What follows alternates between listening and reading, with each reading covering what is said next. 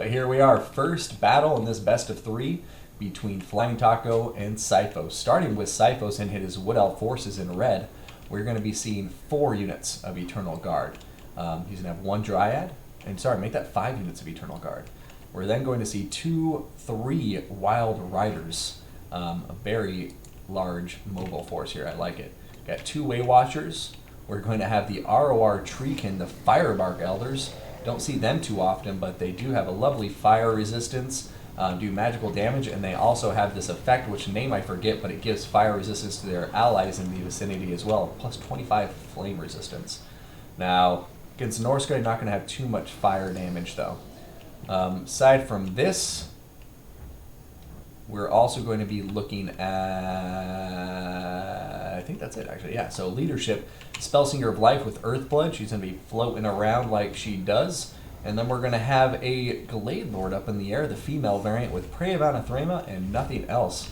I absolutely love Forest Dragons. They might be my favorite dragon in the game. I don't know. Their breath is just really cool and can do quite a lot of damage on infantry.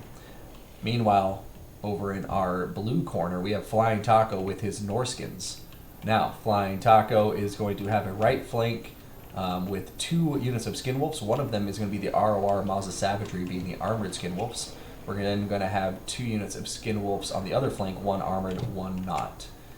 He's going to have a unit of Fimir Warriors in the center, and his front line is going to consist of Marauders. So it looks like 5 Marauders, with the center being the Icehorn Marauders ROR, who are immune to Psychology and have perfect vigor.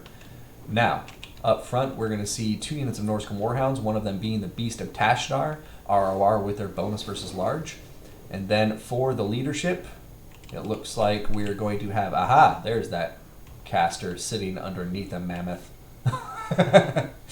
Just hiding out here, just hanging out in the mammoth taint. Going to have Flaming Sword of Ruin, Cascading Fire Cloak, Fireball, and Kindle Flame. And then we have Wulfric the Wanderer on top of his War Mammoth here.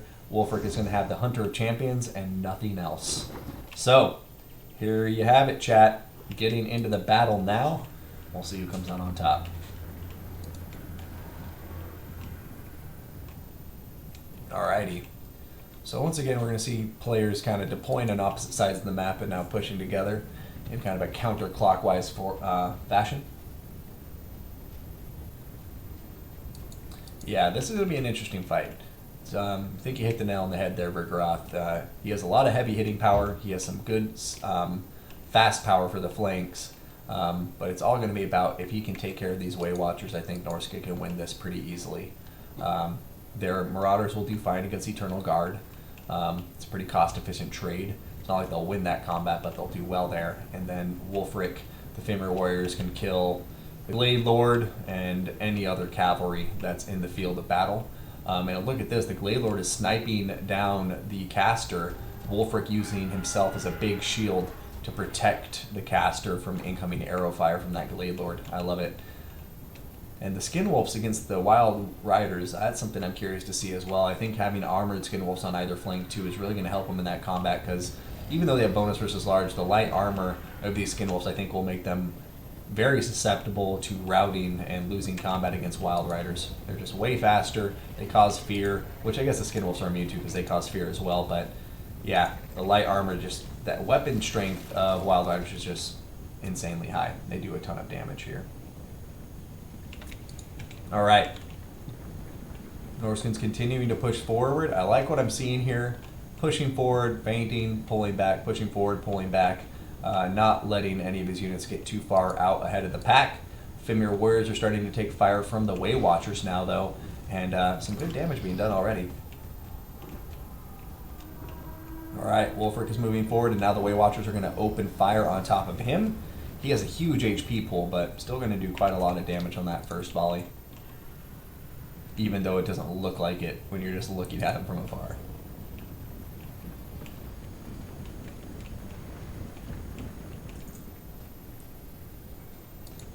Alright, Marauders, what you gonna do?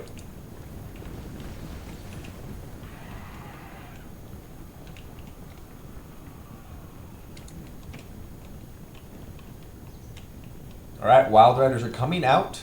There's nothing nearby to support these infantry units. Skinwolves are coming in, it seems, but they're going to be able to get a beautiful charge on those unbraced Marauders, pull out, and take no damage on return, basically. Wolfric going to keep on taking shots from these Way Watchers, and the Way Watchers being used very efficiently right now. Fireball's going to go down, and it looks like it's going towards these Wild Riders, but going to blow up on top of the Eternal Guard first. Beast of Tashnar diving in, getting a lovely rear charge on top of the Firebark Elders to pin him in place, while the rest of the Norscan forces just rush the line and try to shut him down. Oh boy. All these Eternal Guard are going to have a field day against Fimir Warriors, though. Fimir Warriors are basically killed off at this point, dead to rights.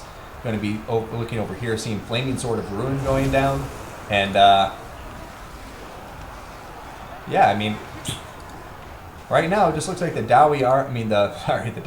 the Wood Elf army is doing a really good job of blunting the attack of the Norskins. The Eternal Guard in here are doing a great job of holding the line. And I don't know, I'm just not seeing Norska breaking through it. Look, there's a huge terror route from the Glade Lady.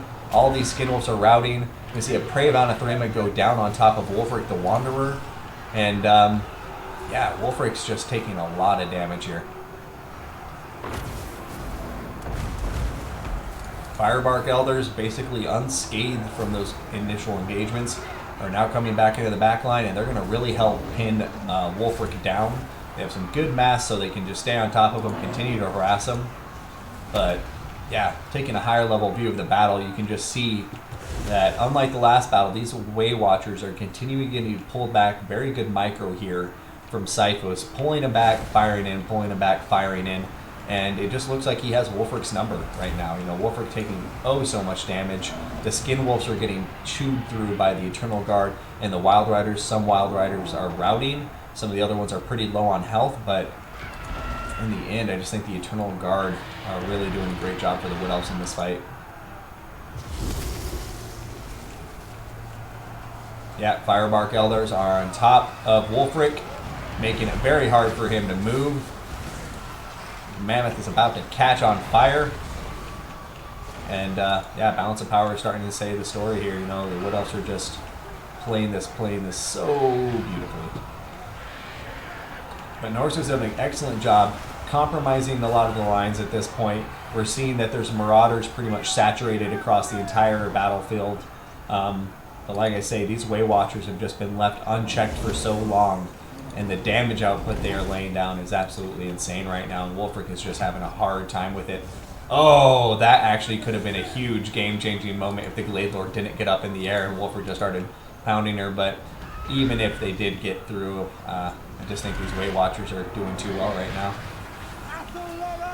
Yep, there goes Wolfric. Wolfric is going to die. Balance of Power is going to start to even up, though, funnily enough, because now this Glade Lord is stuck in combat with a ton of Skin Wolves. Oh no, what is she going to do? Popping down Prey of Anathema, but that's not going to do much right now. However, the Way Watcher fire may be just enough to save her, but the Maza Savagery are still in here. Oh man, Terror Route kicking in for so many Skin Wolves, though, and look at this, they're just routing off the field. Oh no, that was almost such a clutch snipe on top of the Glade Lord, but a double-edged sword indeed, as the Terror Route caused all of the anti-large for the Norscan army just to rout immediately off the map. And I think that's going to be a GG. There's really nothing left in the Norscan arsenal besides a very tattered caster and some Marauders. But a beautiful game to both players, and oh my goodness gracious, Flying Taco almost had Xiphos there in the end. But alas, Wolfric is dead. The Norskins are dead.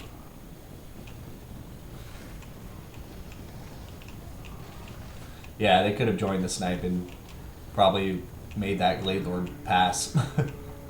Over here, though, Norskins are finally taking care of the Way Watchers. Way Watchers seem to be completely caught out. However, look at their ammunition, guys. It's almost all expensed, so these Way Watchers have served their purpose. Not a big concern for the Norskins at this point in the fight. And with the Forest Dragon still on the field, she can terror out these guys as soon as she dives in. Not the Icehorn Marauders, because they're immune to psychology, but Beast of Tashnar and so forth. Yeah, no such luck. Oh, a big breath, but then a fireball hitting the hitting the dragon in the back.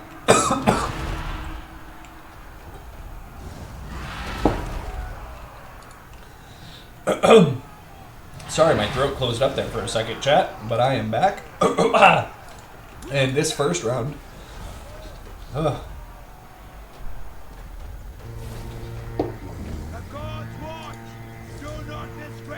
Okay, there we go. Army Lawson's kicking in, and the Wood Elf's going to take that victory.